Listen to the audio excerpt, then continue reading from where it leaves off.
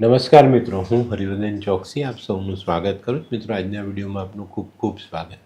મિત્રો, રોજની જેમ આજે પણ જોઈએ આપને કોણે શું કરવું શું ન કરવું. આજે તારીખ 31/3/2026 મંગળવાર.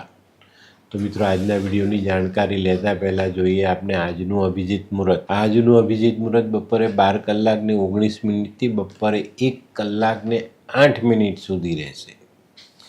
હવે જોઈએ આપણે આજનો રાહુકાળ. આજનો રાહુકાળ બપોરે 3:49 શરૂ થશે અને બપોરે 5:21 સુધી આ રાહુકાળ ચાલશે. તો હવે જોઈએ આપણે કોણે શું કરવું શું ન કરવું. પહેલી રાશિ મેષ રાશિ. મેષ રાશિવાળાએ આજે શું કરવું?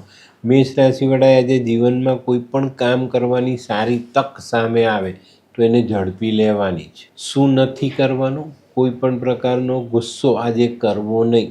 કયા દેવી દેવતા સહાયક છે? તો આજે હનુમાનજીની સહાય મળતી દેખાય છે. શરીરમાં કયું અંગ આપણને આજે પરેશાન કરી શકે છે? તો આજે શરીરનું લોહી તમને પરેશાન કરી શકે છે. પ્રેશર વધે ઘટે, લોહીની કમીનો આજે આપણે સામનો કરવો પડે. વૃષભ રાશિવાળાએ આજે શું કરવું? વૃષભ રાશિવાળાએ આજે ખોટી સંગતથી દૂર રહેવાનું છે. શું નથી કરવાનું? મિત્રો, આજે કોઈની પાસે રૂપિયા ઉછીના માંગતા નહીં. કયા દેવી દેવતા સહાયક છે? તો આજે ભગવાન કાર્તિકેયની સહાય તમને મળતી દેખાય છે. શરીરમાં કયું અંગ તમને સતાવી શકે છે? તો આજે દાંતને લગતી તકલીફો વધી શકે છે. મિથુન રાશિવાળાએ આજે શું કરવું? મિથુન રાશિવાળાએ આજે ઘરે આવેલા મહેમાનોની આગતા સ્વાગતા કરવી જોઈએ. શું નથી કરવાનું? મિત્રો, આજે જીવનમાં કોઈ પણ નવો ભાગીદાર ઉમેરવો નહીં. કયા દેવની સહાય મળે? તો ભગવાન વિષ્ણુની કૃપા આજે સંપૂર્ણપણે પ્રાપ્ત થતી દેખાય છે.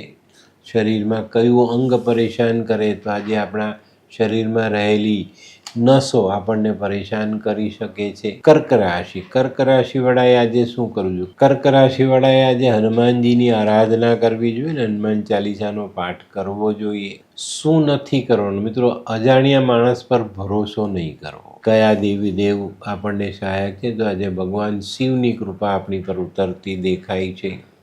શરીરમાં કયું અંગ આપણને પરેશાન કરે? તો આજે આપણા મનમાં રહેલા નકારાત્મક વિચારો આપણને પરેશાન કરી શકે છે.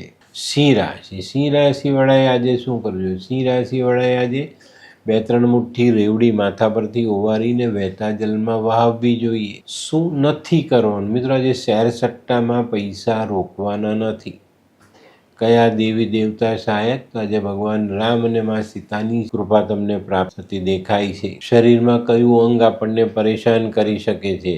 તો આજે આપણા શરીરમાં જે મસલ્સ છે ને એ મસલ્સની અંદર રહેલા નાના જ્ઞાનતંતુઓ આપણા માટે મુશ્કેલી સર્જી શકે છે. કન્યા રાશિવાળાએ આજે શું કરવું જોઈએ? કન્યા રાશિવાળાએ આજે લાલ વસ્ત્રનું દાન કરવું જોઈએ. શું નથી કરવાનું? મિત્રો, આજે પેલા મંત્રેલા દોરા ધાગા બાંધવા નહીં. કયા દેવ આપણને સહાયક? તો આજે ભગવાન સૂર્યનારાયણની કૃપા સંપૂર્ણપણે પ્રાપ્ત થતી દેખાય છે. શરીરમાં કયું અંગ આપણને પરેશાન કરી શકે છે? તો આપણા શરીરમાં રહેલા આંતરડા એ આપણને પરેશાન કરી શકે છે.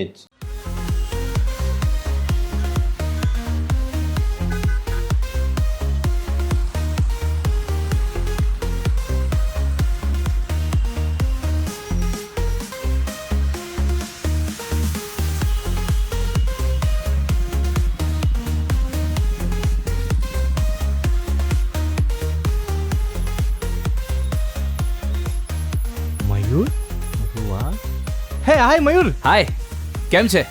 બસ એકદમ મજામાં. પણ તું મતલબ તારી તબિયત તો એકદમ ડાઉન હતી ને? હા દોસ્ત, આ પહેલા મારી તબિયત ખૂબ જ ખરાબ રહેતી હતી અને ડૉક્ટરના મંતવ્ય પ્રમાણે મારે શું કરવું એ મને સમજાતું જ ન હતું.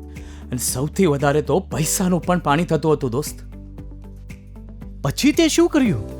દોસ્ત, દવા કરું કે દુઆ એની મને કાંઈ સમજણ નહોતી પડતી. અને ત્યાર પછી મારા જિંદગીમાં લાલ કિતાબ જેવો એક જાદુઈ ચિરાગ આવી ગયો ને કે જેણે મારા જીવનમાંથી અંધકારને દૂર કરી નાખ્યો. અને એના સાયન્ટિફિક ઉપાયોથી આજે હું તારી સામે સ્વસ્થ થઈને ઊભો છું. અરે વાહ મારા દોસ્ત. ચાલ. શું માનવ જીવનમાં રોગ મહારોગ ક્યારે આવે એની જાણકારી લાલ કિતાબ દ્વારા મળી શકે છે? હા, જરૂરથી. 20 વર્ષ અગાઉથી આ રોગ મહારોગની જાણકારી મેળવી શકાય છે અને લાલ કિતાબના યોગ્ય ઉપયોગ દ્વારા તેમાંથી બચી પણ શકાય છે. તો બનાવી લો તમારી પોતાની લાલ કિતાબ. તુલા રાશિવાળાએ આજે શું કરવું? તુલા રાશિવાળાએ આજે જાનવરોની સેવા કરવી જોઈએ, એને ખાવાનું નાખવું જોઈએ. શું નથી કરવાનું? કોઈ પણ સરકારી અધિકારી સાથે વાદ વિવાદ કરવો નહીં. કયા દેવી દેવતા સહાયક? તો આજે માં લક્ષ્મી અને માં દુર્ગાની સહાય તમને ચોક્કસ મળે. શરીરમાં કયું અંગ પરેશાન કરી શકે? તો આજે આપની ચામડી આપણને પરેશાન કરી શકે. વૃશ્ચિક રાશિવાળાએ આજે શું કરવું જોઈએ? વૃશ્ચિક રાશિવાળાએ આજે હનુમાનજીને સિંદૂરનો ચોલો ચડાવવો જોઈએ. શું નથી કરવાનું? મિત્રો, આજે કોઈ ભિખારીને આપણા ઘરેથી ખાલી હાથે કાઢવો નહીં. કયા દેવી દેવતા સહાયક? તો આજે હનુમાનજીની સંપૂર્ણ કૃપા તમને પ્રાપ્ત થતી દેખાય. શરીરમાં કયું અંગ પરેશાન કરી શકે? તો આજે આપણા શરીરમાં લોહીની કમી આવી શકે છે. ધનરાશિવાળાએ આજે શું કરવું જોઈએ? ધનરાશિવાળાએ આજે દૂધમાં મધ ભેળવીને નાના બાળકોને પીવડાવવું જોઈએ. શું નથી કરવાનું? મિત્રો, આજે સમયનો બગાડ નહીં કરતા. કયા દેવી દેવતા સહાયક? તો આજે ભગવાન વિષ્ણુ અને માં લક્ષ્મીની સહાય મળતી દેખાય. શરીરમાં કયું અંગ પરેશાન કરી શકે છે? તો આજે જીભ અને નાક, આ બે અંગો તમને પરેશાન કરી શકે. મકર રાશિવાળાએ આજે શું કરવું જોઈએ? મકર રાશિવાળાએ આજે થોડું નાગ કેસર માથા પરથી ઓવારીને વહેતા જલમાં વાવવું જોઈએ. શું નથી કરવાનું? મિત્રો, આજે પરિવારથી અલગ રહેવું નહીં. કયા દેવી દેવતા સહાયક? તો આજે ભૈરવજીની કૃપા તમને પ્રાપ્ત થતી દેખાય. શરીરમાં કયું અંગ પરેશાન કરે? તો આજે શરીરના મસલ્સ તમને પરેશાન કરી શકે છે. કુંભ રાશિવાળાએ આજે શું કરવું? કુંભ રાશિવાળાએ આજે પતાસાનું દાન કરવું જોઈએ. શું નથી કરવાનું? મિત્રો, આજે કોઈને પણ ખોટો વાયદો નહીં કરતા. કયા દેવી દેવતા સહાયક? તો આજે ભગવાન બદ્રીનારાયણની સહાય તમને મળતી દેખાય. શરીરમાં કયા અંગો પરેશાન કરે?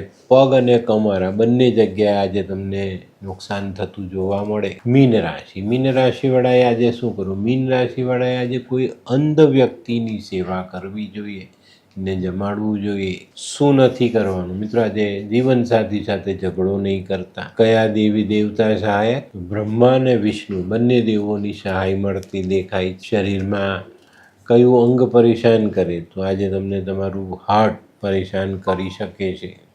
તો મિત્રો, આ તો તમારા માટે આજના દિવસે કોણે શું કરવું, શું ન કરવું તેનું સંપૂર્ણ જ્ઞાન. તો મિત્રો, આજનો વિડીયો ગમ્યો તો લાઈક કરો, શેર કરો, યુટ્યુબ જોનારા શેર કરે અને સબસ્ક્રાઈબ કરે. હું હરિવર્ધન ચોકસી આપ સૌની રજા લઉં. ફરી મળીએ નવા વિડીયોમાં નવી જાણકારી સાથે. તો ચાલો બદલીએ જિંદગી. નમસ્તે.